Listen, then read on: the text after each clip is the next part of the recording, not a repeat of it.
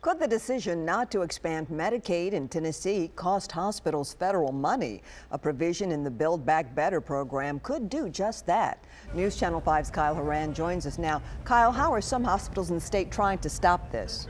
Well, Vicki, there's a company that's called Braden Health that sent a letter to Congress asking them to remove the cuts from the spending bill. They say hospitals are already struggling, and this is political.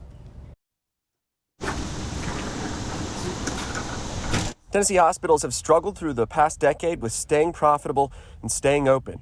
Now another blow for those communities thanks to a provision in Build Back Better that would reduce federal funds for states like Tennessee that didn't expand Medicaid.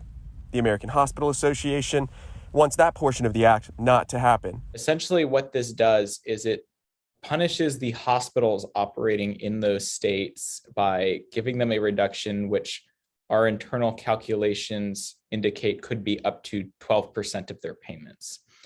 What this does is it significantly increases the risk of hospitals which could fail within the state of Tennessee and other states, the other 11 states affected. Kyle Kopech is Chief Compliance Officer for Braden Health, a company that's been reopening hospitals in rural counties. They recently started operating Henderson, Houston, Decatur, and Haywood hospitals, but they're worried. The provision would block funding, but would really impact the state's poorest hospitals. Kopech says they're trying to get the federal government to change their minds because it could hurt them too.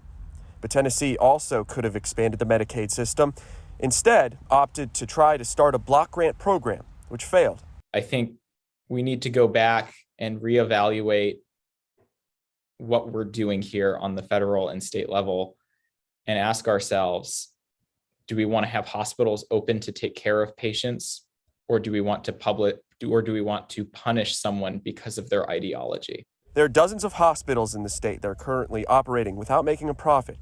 Kopech says a reduction of 12% would mean they could close.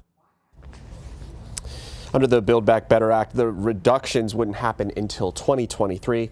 We'll keep watching this for you. In the 5 Alert Center, Kyle Horan, News Channel 5.